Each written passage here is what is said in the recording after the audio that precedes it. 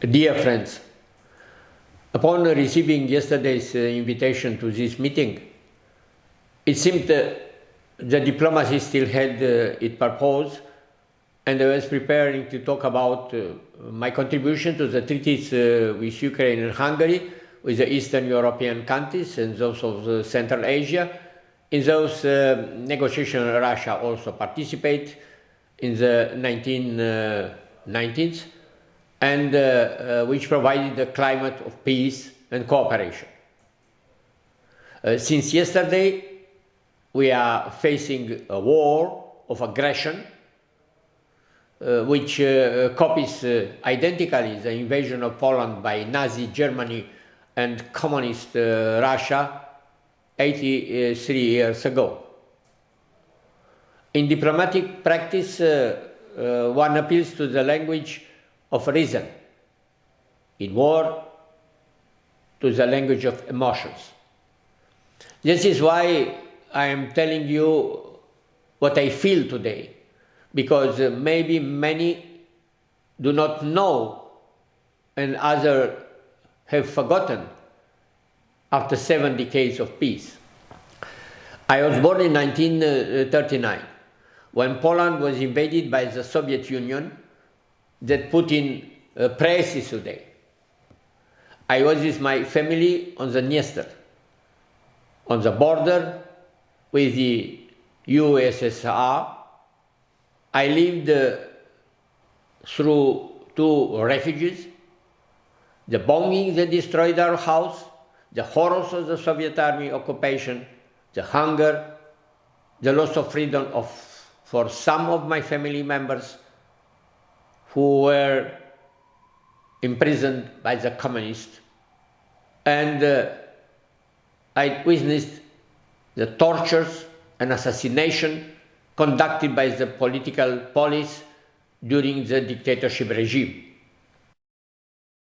Looking at the image of the Putin's meeting with the Russian Security Council, I realized that it resembles strikingly the summoning of the political bureau of the Communist Party by Ceausescu on December 21st, 22nd, 1989, in which he ordered troops to open fire against the peaceful protesters in Romania.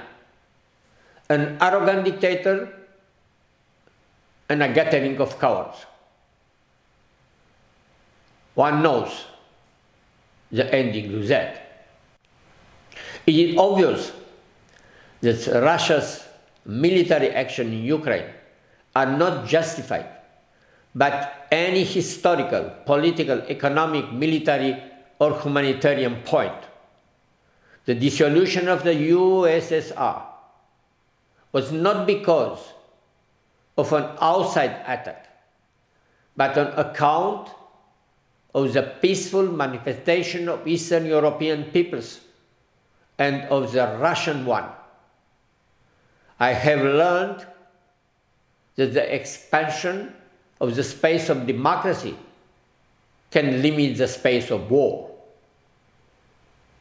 I believe that until the resolution of the current situation, which endangers losses of human lives, any other talks of globalization, sustainable development, global warming become futile.